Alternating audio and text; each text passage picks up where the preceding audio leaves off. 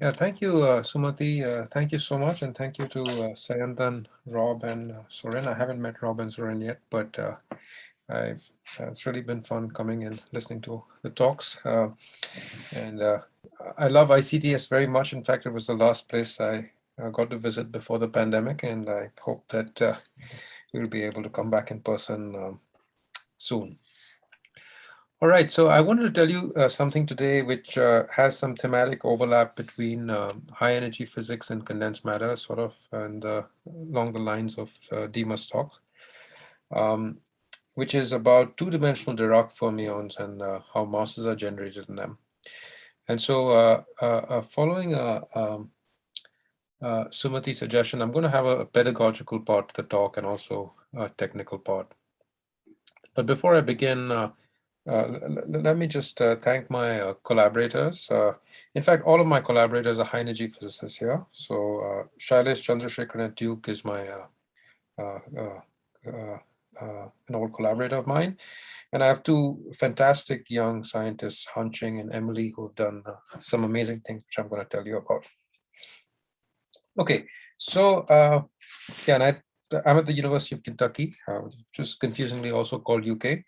And um, supported very gratefully by the National Science Foundation. Okay, so as you've heard about, and I'm sure you've done in a homework problem, you've solved the quantum mechanics of electron hopping on the honeycomb lattice. Okay, and so you have. Let me see if I can get this to come on. Yeah, so you have a Hamiltonian that looks like this, which is the tight binding model, and you have a lattice which looks like this. It has an A and a B sublattice. So when you solve for the band structure of this model, because the two sublattices, you have two bands in your Brillouin zone. And when you plot these two bands out, you notice that they touch at this point.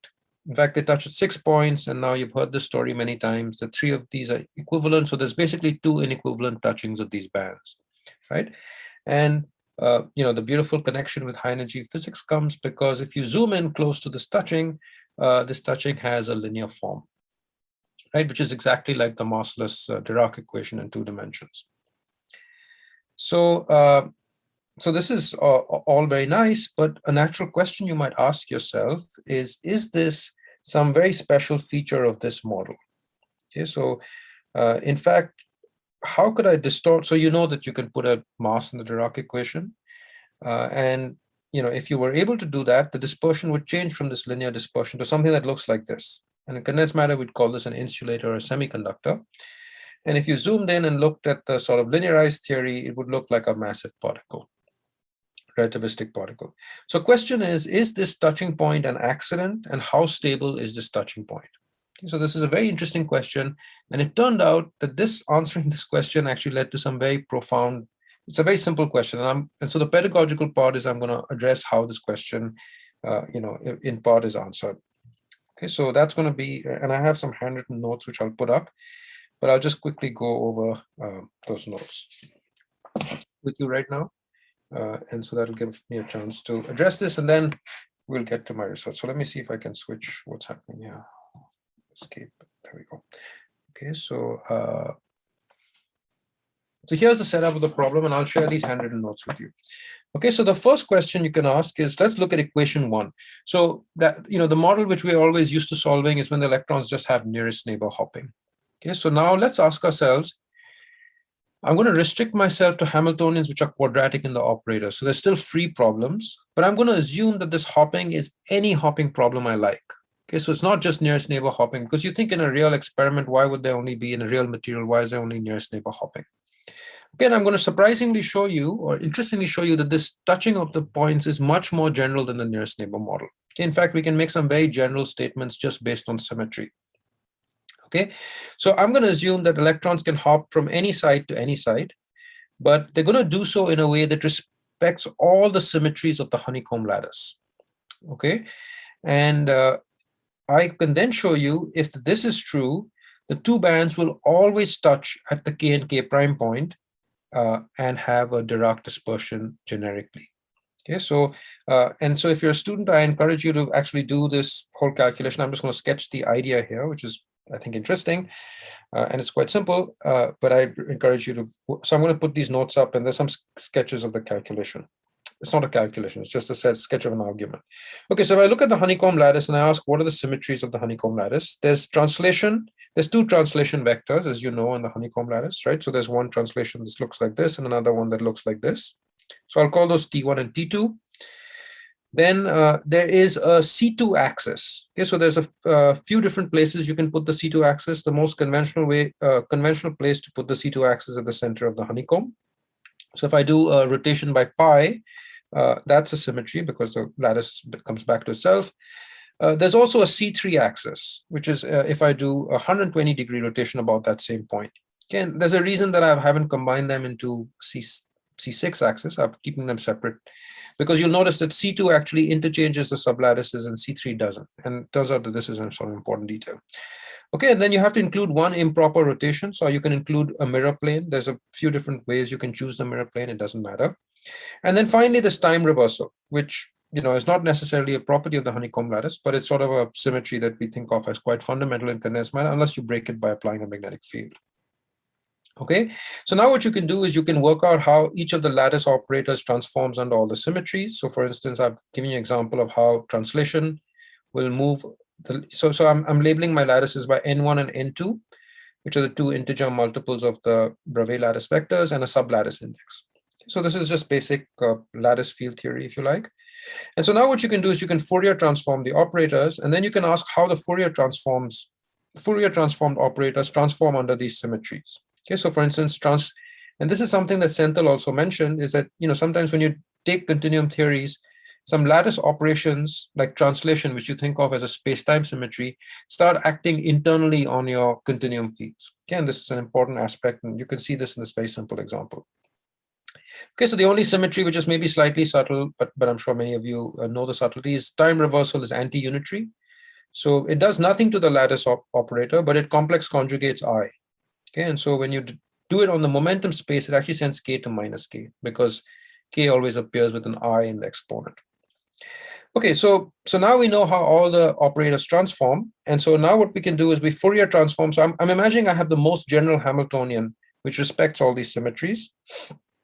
And I can Fourier transform it in the following way, which is the block Hamiltonian. So H of k is a 2x2 matrix that acts on the sublattice space. And so now what I want to ask is, I want to expand this 2x2 Hamiltonian at the k point and the k prime point, right? And if you do this, and now you ask that, the Hamiltonian has to preserve all the symmetries. So if I worked out all the symmetries for each of these operators, and that constrains this Hamiltonian. And it turns out the Hamiltonian is very constrained. Okay, so it turns out that, in fact, if you expand around k, this H0 term is exactly equal to 0. Okay, which means that at the k point, the Hamiltonian is 0 and the two bands have to touch. Okay, so this is not a special property of the nearest neighbor model. In fact, it's a feature of the symmetry of the lattice. Okay, and then likewise, you can show that the linear terms have a special phase relationship, so that Hx is the sigma. So remember, these are 2x2 matrices. This is a 2x2 matrix that I'm expanding around the k point. And it has a simple form of sigma x and sigma y. And so you can combine all this, so you can keep expanding it to higher and higher powers, but I'm going to truncate it linear order for a reason that I'll explain to you. And then you can combine, you can create a continuum field from the k vectors and the k prime vectors at A and B sublattices. So you have a 4-component equation that looks like 11, and that's exactly the form of the Dirac equation. Okay, so sigma x is a matrix that acts on the sublattice space. And in condensed matter, this k and k prime is called the valley space. Okay, so you see quite nicely the emergence of the Dirac equation. And so these matrices, if I think of sigma x and tau z and sigma y, they clearly anti-commute. And so they form a representation of the Clifford algebra. Okay, so what we've proven, or at least I've sketched how you would prove this, is just on the grounds of symmetry. There's no special model required. You prove that two bands have to touch. The dispersion away from the touching point is of the Dirac form. So in fact, this is the statement should be that the generic dispersion. So I'm assumed that the linear term is finite. It turns out if by special fine-tuning, you can put it to zero and get a quadratic band touching, but that's not very important for us. Generically, you'll always have a linear dispersion. Okay, and now you could ask, why did I not keep higher order terms? Is because if you think of 11 as a Lagrangian and you think of doing renormalization group transformation, it's like a fixed point. Okay, so you might think of this as an infrared fixed point for the lattice model. Okay, for the free lattice model. And so this is a very interesting thing because this Lagrangian has a lot more symmetry than the lattice model. And this is something, again, that came up in Senthil's talk, is that, often when you think about infrared physics, there's a lot more symmetry in infrared than there was in the ultraviolet. And this is a very simple example of all of that. Okay, so if you're a student, I really encourage you to do that. But now there's a natural question that comes up is, okay, so now if you take the very symmetric model, which is that I preserve all the symmetries of the honeycomb lattice, I'm forced to have this touching. How could I modify the honeycomb lattice? So how could I modify my UV Hamiltonian so that my Dirac equation acquires a mass?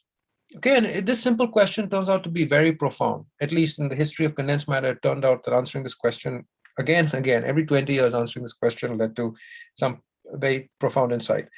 So from our knowledge of the Dirac equation, I mean, in the Hamiltonian formulation, what you have to do is you have to find, remember, to create a mass. So if you take a Dirac equation to create a mass, you need some matrix which anti-commutes with both gamma 1 and gamma 2. So I call that gamma m, right? It's like a matrix that anti-commutes. Is the mass matrix.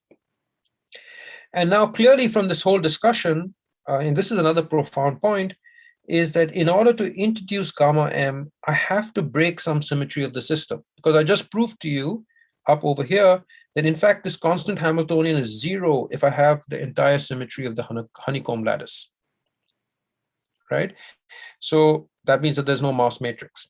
So in order to introduce a mass matrix, you have to break some symmetry. Okay, so right in the beginning, in equation 2, we listed all the symmetries that are present in the honeycomb lattice. And so you have to think about breaking at least 1, 2, or some combinations of these symmetries. So let's quickly look at how you could break it and acquire a mass. Okay, so the simplest way you could break it is you could break the C2 symmetry. Yes, remember C2 symmetry was a 180-degree rotation about the center of the honeycomb. And so the simplest way you could do it is you could raise the potential for electrons on the red sides and lower them on the black sides. Okay, so this breaks C2 symmetry, and you can work it out. So this is the lattice form of this perturbation, equation 14. And in the continuum, it acts like a sigma z.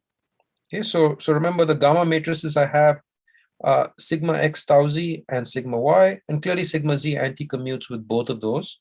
And so this perturbation acts like a mass in the Dirac equation. Okay, so sometimes this is called the trivial insulator, because remember, all these massive Dirac equations in the language of condensed matter physics are insulators.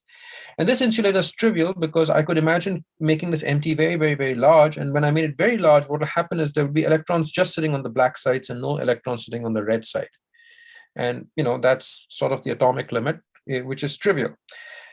So this is sometimes called a trivial insulator.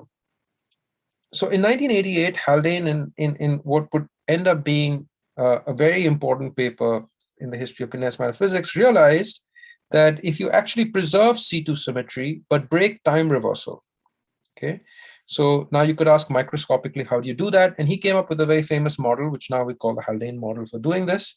And he said, well, I want to break time reversal, but I want to preserve C2 symmetry, which is 180-degree rotations about the center. And so what he suggested is that you take next nearest neighbor hopping, and to break time reversal, you have to make it imaginary. Because remember, time reversal is complex conjugation. So if you make it imaginary, you break time reversal. And you have to take the, whenever you put imaginary hoppings, you have to assign a direction to the hopping, because you have to put an I and a minus I. And so what his idea was to put the second neighbor hoppings in this green pattern. Okay, so if you quickly look at it, if you do a C2 rotation, it's actually preserved, but it breaks time reversal symmetry. Okay, so this also acts as a mass. In fact, if you work out the math, which is not very hard, you find that this is sigma z tau z. Okay, so notice that sigma z tau z doesn't anti-commute with sigma z, unfortunately, it commutes with that, but it anti-commutes with both the kinetic terms that I had, sigma x tau z and sigma y. Okay, and so it acts like a mass Dirac equation. And so now you could ask, what kind of insulating state do you get when you do this? Now, naively, you would think, okay, well, if you get an insulator, all insulators are the same. And surprisingly, the answer to that question is that this insulator is different from the trivial insulator. Okay, in fact, it's a quantum Hall insulator. It has a quantum Hall conductance. It has edge states, and there's no way now. Once you go into the state, there's no way to go to the trivial state without ever closing the gap. Okay, and this brilliant idea or simple idea turned out to be, again, a very, very influential idea. Okay, and I can talk more about it, but maybe that will take me away from the talk.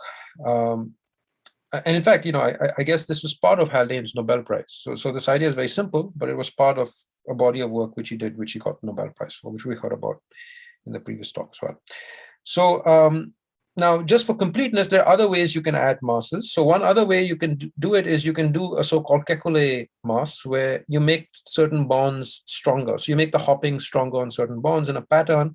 And again, if you work out the continuum limit of that, you'll find that you get terms which act like a mass in the Dirac equation.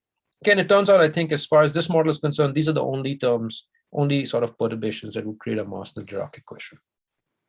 Okay. All right. So now to get to where, just to get to the starting point of where I want to talk about, I want to add spins to the electrons. So all of this discussion was for electrons without spin, right? I mean, we just imagined you had, so really you should think of them as fermions, because when we say electrons, we usually imagine the fermions have a spin. And so when they have a spin, there's an up electron and a down electron, okay? And if there's no spin orbit coupling, which means that the spins have SU2 rotation symmetry, then sigma just appears as a spectator in this equation, and the entire argument that I just made follows. Okay, so there's basically nothing that changes if you just add spin without spin orbit coupling, because it's just a spectator, and all the symmetries act in the same way. Okay, and so this is equation 19 is going to be the starting point of my talk, the technical part of my talk. And so I just wanted to motivate that for you, but and point out that basically the question of whether you can add a mass term Dirac equation is same as it would be for the spinless case. And just for completeness, I will note that if you relax this assumption of spin orbit coupling, it turns out that you can add a mass to the Dirac equation. Okay, and this was the profound work of Kane and Millet. So it's really, I mean, if I had another 20 minutes, I could explain this to you. It's a very simple idea, but it was a discovery of the topological insulator, which again, in condensed matter physics was, one of the biggest things that happened in this millennium. Okay, and so if you ask the same question, so it turns out that if you have theta square equals -1, which is the conventional time reversal symmetry for spinful electrons, with spin orbit coupling, it turns out that you can add a mass term that preserves all the symmetries. Okay, and that was their motivation for thinking that graphene could be a topological insulator. Okay, so that's my pedagogical part of my talk, and now I want to move over and tell you something a little more technical, but there's still a little introductory. There's one more introductory slide, and then I'll go into what. And I'm happy to take questions either now or later, but I'll try to end early on time so that we have some time to discuss later. Okay, so now we've asked. Excuse me. Yeah, go ahead. Yeah, I just wanted to know, so this seems to depend upon having a honeycomb lattice. Can you get, does it change much if you have different symmetries? Thanks. Absolutely, yeah. It's very tied to the structure. So I mean, the standard way, I think, in high energy physics to get this Dirac equations is use staggered fermions, which is like, for example, you can take a square lattice, but then you have to put a pi flux in the square lattice. So if you just take a square lattice without that pi flux, you won't get a Dirac equation, right? You'll just get a cosine band with a Fermi surface. But if you have the electrons have a pi flux, which is the sort of, then you sort of double your unit cell. And the idea is that those extra sites in the unit cell form the, I mean, you need to have more than a single site in a unit cell, otherwise you wouldn't have two bands, right? So to get the bands to touch, at least you need that, but that's not enough. You need all the symmetry, like I showed you, to get the massless Dirac equation. So it's very much tied to this lattice. Yeah, and it's amazing. Can you have an eightfold symmetry and get even more bizarre behavior? Yeah, I mean, so ever since graphene was discovered, and this has been, people have sort of tried to classify all these things and study all kinds of lattices in which it can happen. It turns out that you can get all kinds of band structures. Yeah, you can get multi-component Dirac equations, you can get quadratic band touchings, and there's even, yeah, I mean, there's a lot of amazing things that happen with the band structure. So the most exciting thing, I would say, probably in the last few years, is the discovery of moire graphene, where you have two sheets of graphene and they're twisted with respect to each other and put together. And it turns out there you get crazy band structures as you tune the angle of the two sheets of graphene.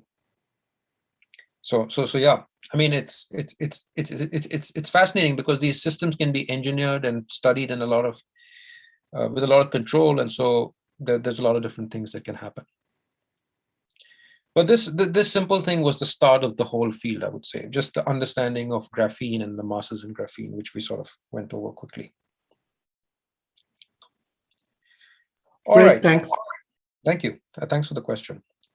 So now, a question is that, okay, so if I, from a condensed matter point of view, I have to take a pristine sheet of graphene and I have to mess around a little bit with it to make it do all those things. And there's an interesting question of whether you can actually do that or not, and how much you can engineer that. But a basic question is, imagine that I preserved all the symmetries of the honeycomb lattice, but I made the electrons interact, because we know, of course, that is a fundamental property of electrons. They have electric charge and they feed each other's presence. So the idea that you can just truncate the Hamiltonian to only a quadratic part is a theoretical idealization. And so if electrons start to interact, could the interactions themselves generate a mass? Okay, and that's the topic of what I want to tell you about. And it turns out the answer is yes. And so let me give you two examples, and then I'll come to the example that I studied with my collaborators in this project. Okay, so the simplest example of how electrons can create a mass for themselves just by interaction. So I'm going to give you a model Hamiltonian that preserves every honeycomb lattice symmetry that would guarantee the Dirac touching in the free problem. Okay, so I'm going to take a kinetic term which hops, and I'm going to add to it a nearest neighbor repulsion. Okay, so this is it. So this is for spinless electrons. Okay, so again, I'm going to do the second example is with spin, but this is even simpler. It's without spin. So you just have fermions without spin on a honeycomb lattice, and now they start to so of course you can't have on-site repulsion because you can only have one fermion on the site, but fermions on neighboring sites can repel. And clearly, if you make this V very large, because they want to repel from each other, what will happen is that they'll start to occupy alternate sites of the honeycomb lattice. Okay, in condensed matter, we call this a charge density wave, because the charge density actually is getting modulated from site to site. Okay, so now, interestingly, this charge density wave is exactly the sort of term that I showed you earlier. In the earlier example, I imagined creating this charge density wave by applying a sublattice potential, which was quadratic. But now I'm claiming that this was going to happen with strong electron-electron repulsion. So the charge density wave forms spontaneously, and there's two different charge density waves that can form, because you can occupy all the black sites, or you could, of course, occupy all the red sites. So as you make V very large, so now again, by the standard arguments of renormalization group, remember that the Dirac equation is in two dimensions, is a fixed point, and this V operator at that fixed point is irrelevant. Okay, it has a scaling dimension of -1, and so the semi-metal or massless Dirac equation fixed point is stable to adding a small v. But now I've shown you when v is very large, the system will break this Ising symmetry. And so now you could ask, what about the phase transition between the Dirac semi-metal and this Ising charge density wave? Okay, and it turns out that this is not an Ising critical point. So if you just follow order parameters, you would say, well, there's an Ising Z2 order parameter. So let me just write down some 5-4 theory for this. It turns out that's not correct, because it ignores the fact that this phase is a semi-metal. And so what you have to do is you have an Ising field which is coupled to a Dirac equation. Okay, so this, so there's various ways of setting this up. There's the Gros-Nouveau way, and there's the Yukawa way of setting it up. But now it's pretty well established from numerical simulations that this transition is continuous. And people have done high order epsilon expansion calculations and compared critical exponents. And all this has happened just in the last few years. And it seems to be that they're converging to some numbers. So we believe, but we're not as sure as the three-dimensional Ising model, but we hope that in the next years we'll reach that level of certainty about this phase transition. Okay, so it's a new universality class. The symmetry that's breaking is just the Ising symmetry, but because of the coupling to Dirac fermions, the singularities are different. Okay, so it's been called the chiral Ising transition. And so in some sense, this is truly a quantum critical point because there's no classical analog of massless fermions, right? So, I mean, when you write it as a path integral, they appear as Grassmann variables. And so they're fluctuations coupled to the low energy theory. And there's no way to write this just simply as a classical statistical mechanics model. Okay, so that's an interesting little fact. And now you can do the same thing with spin. So the conventional way in which that's done is the most celebrated condensed matter model. It's the Hubbard model. So you take a honeycomb model with electrons hopping, and now I have repulsion of up and down electrons on the same site. This is something I wasn't able to do without spin, but now with spin I can do that because I can have a spin up and a spin down electron on a site. And I can follow the same arguments. U is irrelevant to the fixed point described by the Dirac equation. But when U is very large, you have a Néel state. Okay, so you have up and down electrons occupying. So I'm not even, yeah, I think I've done. Yeah, so you have up and down electrons occupying the opposite sublattices. And so now, this state breaks the, SO3 spin rotation symmetry that this model enjoys because the model has SU2 or SO3 spin rotation symmetry, and that's broken in the Néel state. And again, this phase transition is not the Heisenberg model, but it's a chiral version because it has chiral fermions mixed into it. Okay, and this again has been a subject of a lot of interest in condensed matter. All right, so now this is the end of my introduction, and from now on the talk will be slightly more technical. I hope it's still accessible to everybody, if you understood the introduction. Okay. Hi, hello. So yeah. Hello, excuse me. Yeah. Sorry, I have a question on the previous slide. So yeah, thanks. Please, yeah. So, could you repeat what is the new universality class on this case? Yeah, I mean, so I'm actually going to talk a little bit about the. So are you asking for what is the field theory for this? No. Sorry. What do you mean by new universality class on this phase transition? So I have an Ising order parameter, and there's a phase in which the Ising order parameter has gone into a vacuum that breaks Z2 symmetry, and there's a phase in which the symmetry is restored. So you might have thought, say, if you measure the 2-point correlation function of the Ising order parameter, it would be the same as in the 3-dimensional Ising model. I see. By universality, but it turns out that it's not the same. So it's not the same. Neither is the correlation length exponent. The scaling dimensions of all the operators are different. And from a field theory point of view, it's not surprising because in the Ising model, there's one phase, which has you have the spontaneously symmetry broken phase, and then you have the phase in which the symmetry is restored. But the symmetry restored phase is totally trivial. But in fact, in this model, when the symmetry is restored, you actually have massless Dirac fermions. And so the Ising model never takes account for that. And it might still have described this model, but actually you can calculate the scaling dimension of the coupling between the fermions and the critical bosonic field, and it's actually relevant. So you have to take the fermions into account at the phase transition. I see. So you mean you have considered the interplay between the Ising order parameter and this semi-metal maybe gapless modes? Absolutely, yeah, absolutely. Yeah. I see. So I mean, of course. Go ahead. Yeah, please go ahead. Sorry for interrupting. I was just gonna. I mean, I'm sorry, I don't have all the references here, but this is not my work. But this is sort of. I'm going to show you an analogous study which we did. Okay. So on the Ising side, so I think there's some topological transition here at the same time when the Ising symmetry is breaking. Sorry, there's a topological what?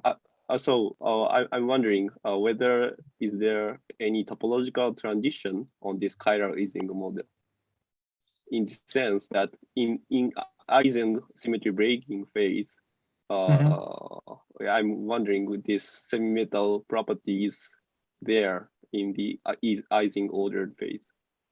Right. So yeah, I think the accepted answer would be that there is none. So once you're in this charge density wave phase, the sort of fermions are become massive, and so they don't really enter into the long distance properties when you're deep inside this phase. I see. So you can say in this below and above Ising symmetry breaking, then the gapless modes are also changed. Yeah, absolutely. Yeah. So the interesting thing is, which is the whole sort of the story, and maybe I should continue after I finish saying this, is that at this transition, you're breaking a symmetry, but the broken symmetry appears as a mass in the Dirac equation. Because remember, the Dirac equation forbade mass because of symmetry. But now that the symmetry has been broken, so there are two things that happen in some sense at this point. One is the symmetry is broken, and the Dirac point, the Dirac equation gets a mass, and they happen together. I see. So you can classify in two ways, classically and topologically, and both are changed. Right. Okay, good, thanks. Okay, thank you. Yeah. So Hi, Ribhu. I have a question. If you think about the spin Hall mass and the transition associated with it, what is the university class of that transition? yeah, that's a good question. So I'm not sure. I mean, I think naively, of course, the breaking would be time reversal symmetry, and so. Yeah, but at the same time, it's more like the Heisenberg because you develop a hard axis. You develop spin rotation. Sorry. Sorry.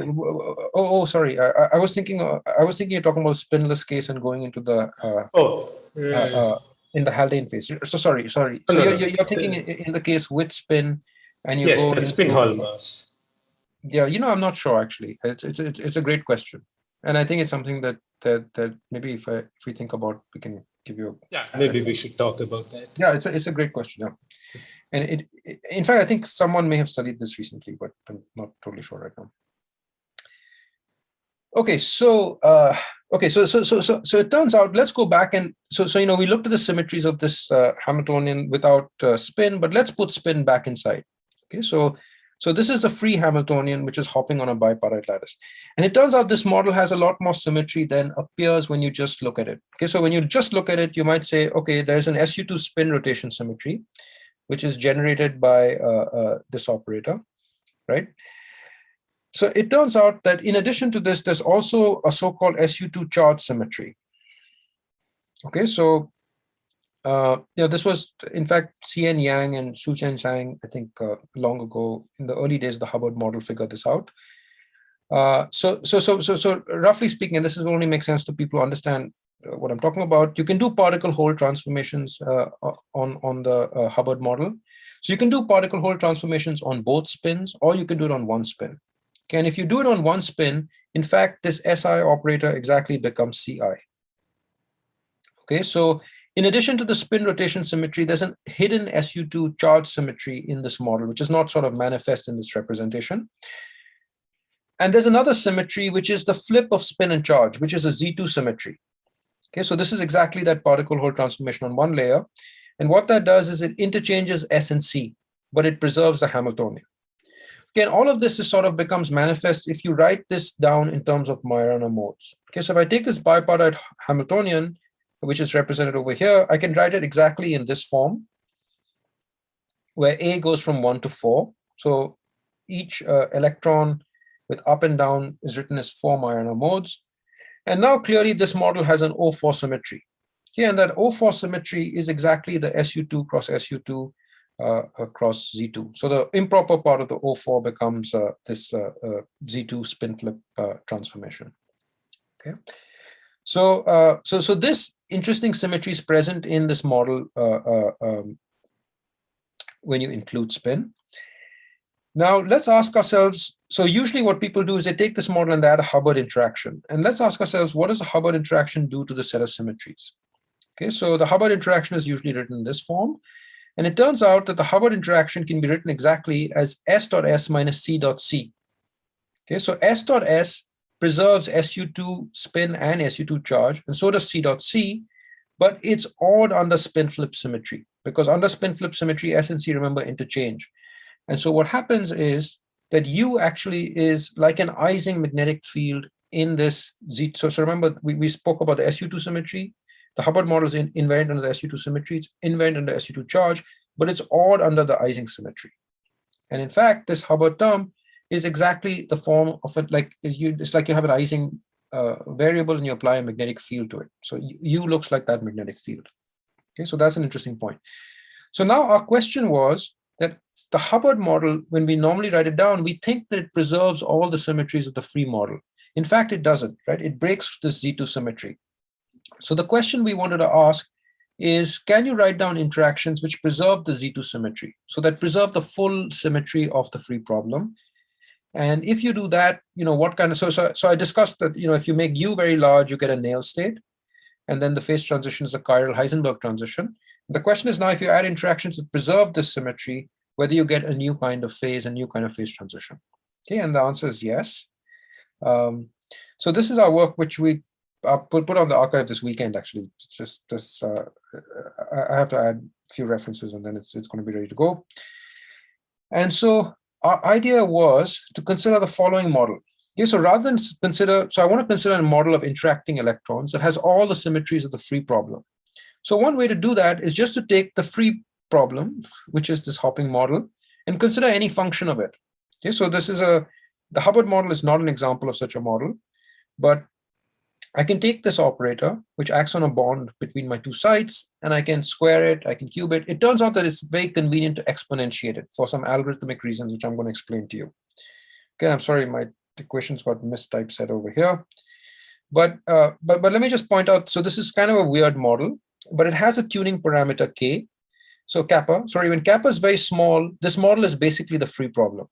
Okay, because again, you get the free problem, and then you have fourth order, sixth order, and eighth order operators. So it turns out that when you take fermions, even when you exponentiate it, they truncate at some point because C square is 1. And so there's no higher than, eighth order terms in this expansion. But all of these operators are irrelevant at the fixed point, which is described by the free problem, right? So when kappa is very small, I'm guaranteed that I'll have a semi-metallic phase. Now my question is, what happens when kappa gets large? Okay, and for some historical reasons, instead of working with kappa, we work with another parameter G, but they're monotonically related. Okay, this is related to the algorithm.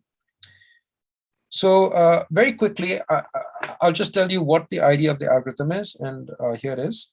So the idea is that this model that I've introduced, which I call SC for spin charge, it can be written as a sum of Hamiltonians that act on the bond. So it's completely local. There's nothing, even though it looks a little strange, there's nothing weird about it. It's just what acts on the bond looks like this.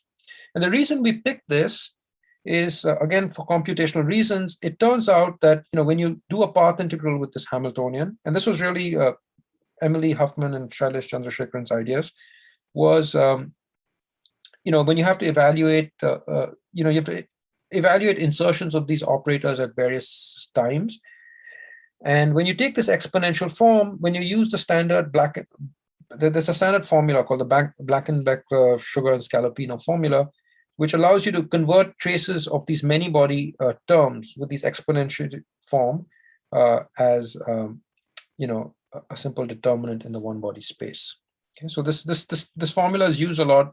I think it might be even used in high-energy physics. Certainly used a lot in condensed matter physics to when you want to study fermions interacting with a bosonic field. But here, interesting, there's no bosonic field, but we're just taking advantage of the fact that this Hamiltonian can be written as an exponential of a quadratic Hamiltonian. Okay, so it's an interesting application of the BSS formula, slightly non-standard. Anyway, so the convenient thing is that we can simulate this model very easily.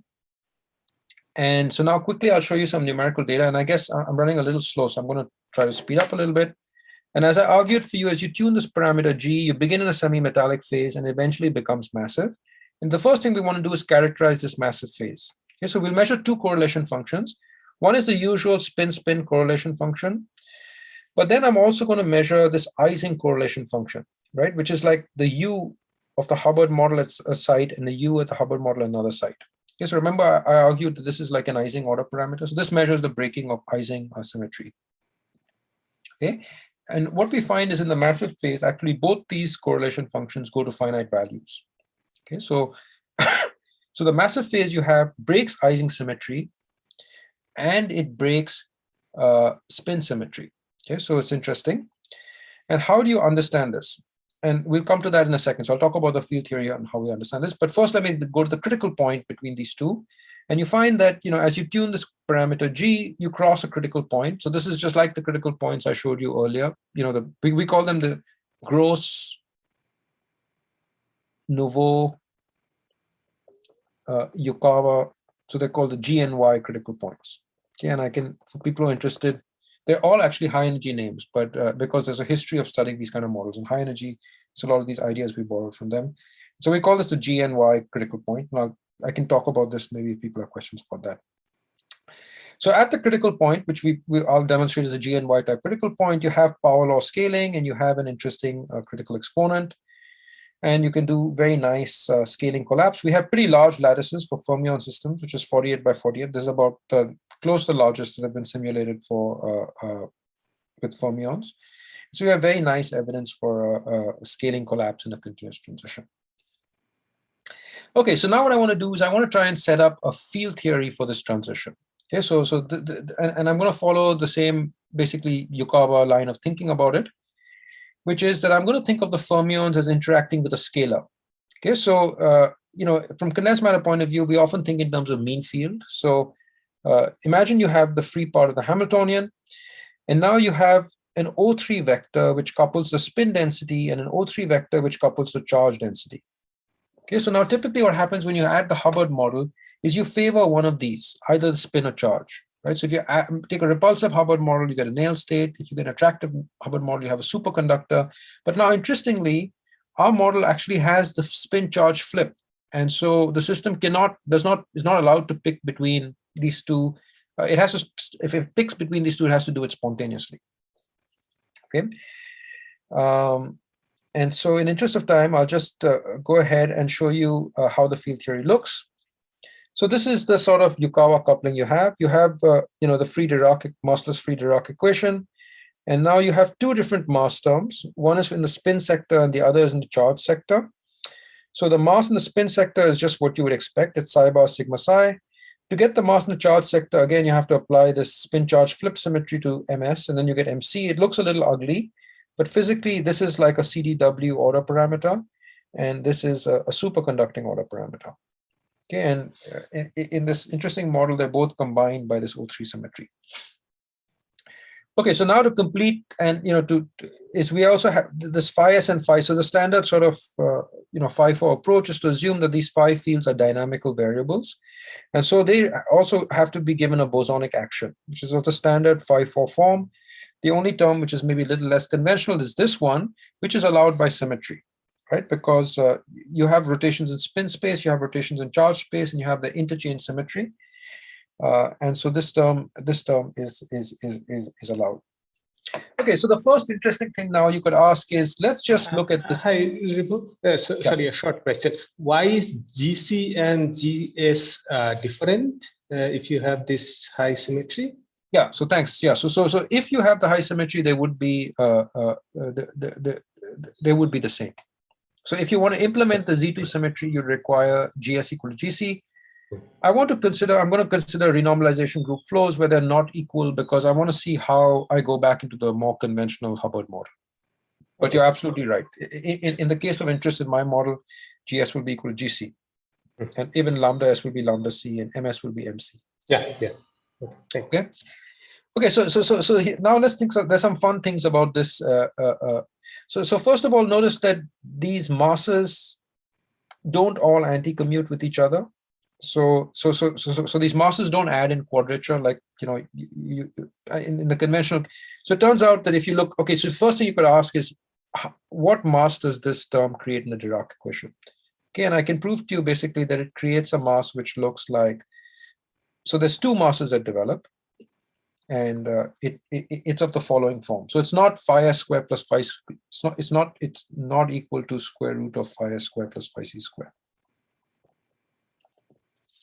Okay, and so interestingly, if you ask yourself now, suppose I take this Yukawa term and I integrate out the fermions, what is the effective potential that phi s and phi c experience?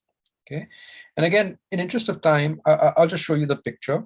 But what happens is that intrinsically, because of the Dirac equation, phi s and phi c repel each other. Okay, so if you plot the effective potential, this is in phi s and phi c space, the minima happen when one of them is 0 and the other is finite. Okay, not along the axis. So along the axis, you'd have coexistence of superconductivity and antiferromagnetism. But interestingly, the Dirac fermions now create a repulsion. So the system has to actually pick spontaneously whether it wants to be a superconductor or a magnet. It can't have coexistence of both. And so that is, we interpret that as being consistent with what we find numerically. So a system has to break Ising symmetry and either pick spin or charge. And then once it picks one of them, that one condenses. And so that order parameter also goes to a finite value. Okay, so now what we want to study is the critical phenomena of how this happens. So it turns out that we can do this by standard sort of field theoretic techniques, because if you go to 4 dimensions, it turns out this coupling GS, GC, lambda A, lambda SC all become marginal. Okay, so you can study now we're interested in 3 dimensions, but you can do a 4 minus epsilon expansion in which all these non-linearities, you can expand in all of them. And so so these are the flow equations that you get. Okay, so they are what they are. And now I want to sort of show you what the flow is. So I've considered the flow equations when GS is not equal to GC, but as Ribhu pointed out, that with this symmetry, we should consider these 2 couplings to be equal and these 2 couplings to be equal. And we'll study them when they're equal and unequal to understand how these couplings flow. Okay, so first of all, notice that the Yukawa equation, so GS are the Yukawa couplings and lambda are the sort of bosonic 5-4 couplings. It turns out the Yukawa couplings are completely independent of lambda. I mean, sorry, GS appears in lambda, but lambda doesn't appear in GS. So we can study the flow equations of GS and GC just by themselves. Okay, so this is the first plot of the flow. This shows GS and GC. So again, as Ribhu pointed out, if you want to study our model, you should be on the this axis where GS is equal to GC. But it's interesting to ask what happens if GS is slightly different from GC. So first of all, when GS is equal to GC, there's this new fixed point which appears, which is where I'm going to argue describes the critical point in our lattice model. But if you detune slightly away from this, this fixed point is unstable. Okay, so and then what you go into is a C and a S fixed point, and this we would argue is just the usual chiral Heisenberg transition. Okay, so this is what you would reach in the Hubbard model. And so based on this picture, because the first question that a lot of people had is that, oh, if in your model, why didn't you just realize, why isn't it just not the chiral Heisenberg transition? Because you're just breaking spin symmetry. In fact, the chiral Heisenberg fixed point cannot be reached on this axis. Okay, it's off the axis, and there's no way to reach it unless you break Z2 symmetry. So if you enforce Z2 symmetry, we're very sure that this critical point that you have is not the chiral Heisenberg transition, but it's this new fixed point over here. But in order to be sure, we now have to take the values of G that you get at this point and make sure that in this, sorry, Ribhu. So by chiral Heisenberg, you mean chiral O3? Yeah. Whereas your case, it's chiral O4, I presume. Yeah, it's O4, but notice that the way that the O4 couples to the fermions is in this strange way where you break O4 into 2 O3s, and so it's not like you just take 4 anti-commuting mass terms in the Dirac equation and you couple a O4 vector to it. On that line, isn't it that? No. But that's because these masses don't correspond to anti-commuting masses. Thanks. Right. So this is that point that I was trying to make here, maybe not very well, is that when I consider the mass that phi s and phi c generates, it's not phi s square plus phi c square square root of. Right. That's what you would get if you had basically just anti-commuting terms. In fact, you get 2 different masses. One is mod phi s plus phi c, and one is mod phi s minus phi c. But maybe I'm going a little fast, and I'm happy to discuss this more with you in a second. So anyway, so yeah, so this is the attractive Hubbard model. This is a repulsive, it's called the chiral Heisenberg or chiral O3 transition. And what we claim is that this new fixed point here. This fixed point is interesting because both superconductivity and antiferromagnetism are simultaneously quantum critical at this point. Okay, and so this is the flow in the lambda. So if I sit at that fixed point value for the Yukawa couplings, I can study the flow in the quartic coupling space. And again, there's only one fixed point which is completely attractive. So remember that these flows are for the massless theory. So at all these fixed points, the mass is always relevant. So there's always one tuning parameter. So these are all critical points. You get this fixed point over here, which describes the phase transition is stable with the spin charge flip symmetry. Okay, so that brings me to the end of the talk. And I'm happy to discuss further with you, but let me just say, give you some thoughts here, is that there's the spin charge flip symmetry, which is a fundamental feature of non-interacting electrons on a bipartite lattice, like graphene's lattice. And usually when people add interactions to the Hubbard model, this symmetry is broken. Okay, so what we find is if we add interactions which preserve the symmetry, and we have a specific model which does this, you have a new phase with the spontaneously broken spin charge flip symmetry, and you have access to a new critical point in which you only have to tune one parameter to reach. Okay, and so in fact, this lattice model gives you that parameter. And this critical point is interesting because it's this, interesting. It's sort of, there's something very symmetric and beautiful about how, these masses all couple to the phi vector and how they have this symmetry. And of course, you can, so we have a way of systematically studying it in the epsilon expansion. And, people have developed, and there's some experts who've developed computer programs to do high order expansions. And I think some of them, we're hoping that they'll get interested in doing this for this fixed point. And maybe also, so what's just starting to happen is people are using the bootstrap program to compute critical exponents of these G and Y transitions. So they've done it already for the Ising model and ON models, but they're figuring out how to bootstrap fermions, and I hope that this is a new critical point which they'll also be able to bootstrap the C2 symmetry as part of their program. Okay, so now the question then is whether there are other phase transitions affected by this symmetry. So people talk about deconfined criticality and various other things. And usually it's just with an antiferromagnet, but it's interesting to ask what happens if you impose this extra symmetry, which is present in the free fermionic model. Okay, so I'll close with that, and I'm happy to chat some more and if people have questions. Thank you so much. Thanks, Ribhu, for a very nice talk. And we do have time for a few questions.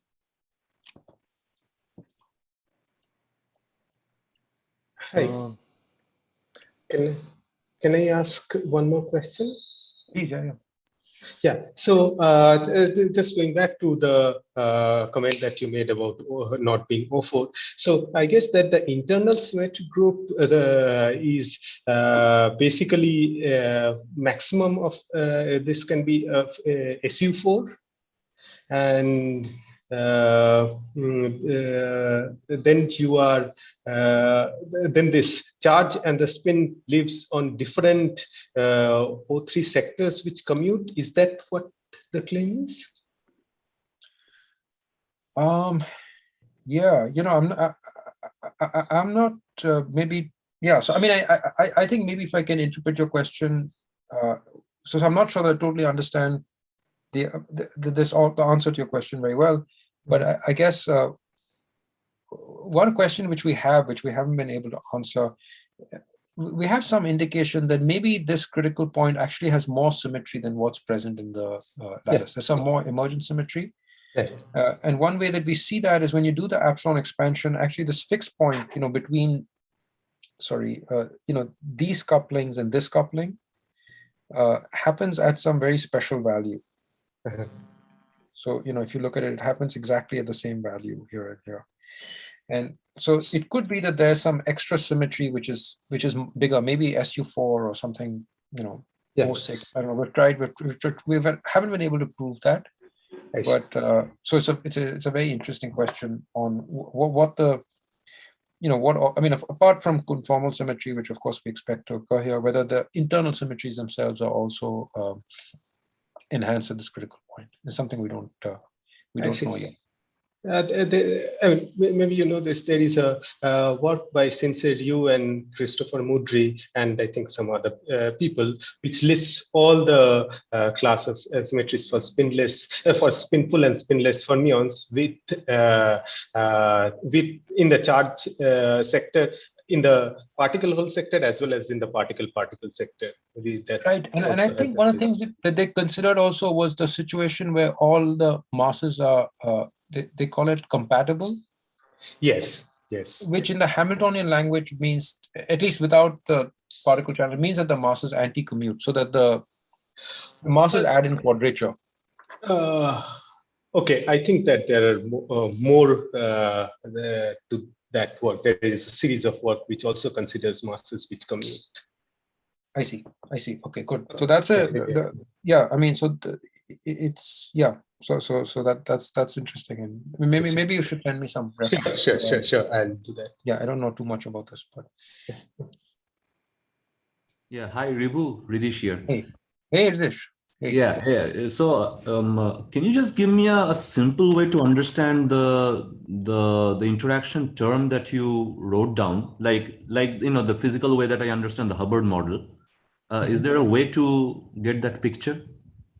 Your spin charge flips conserving. Yeah, I mean I mean, I think this, the simplest. So there was a model by Hong Yao, which I think is maybe the simplest. So I mean, we call these models designer models because they're sort of designed to be easy to simulate. Right. But if you want a physical origin for how something like that can appear,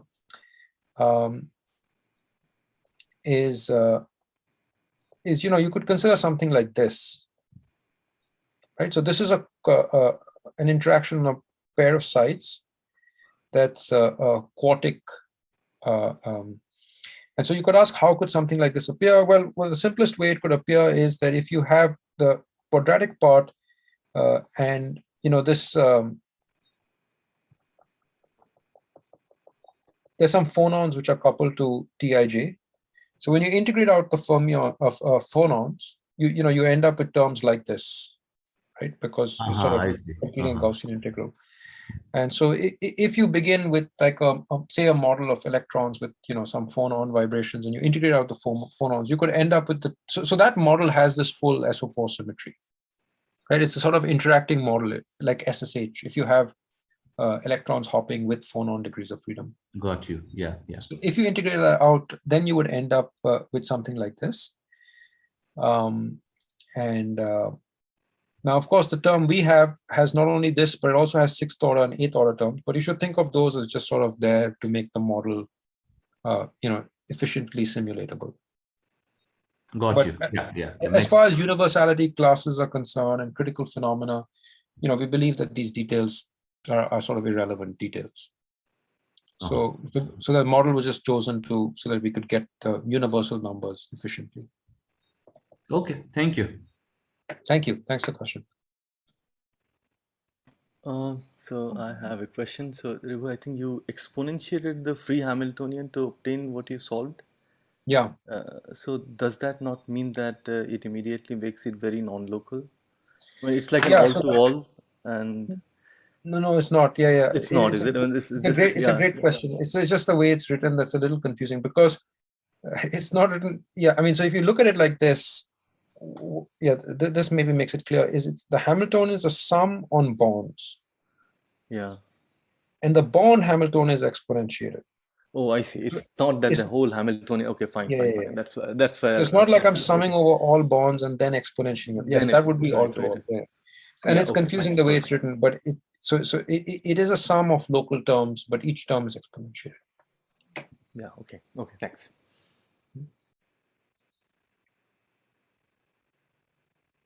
Okay. Are there any other questions?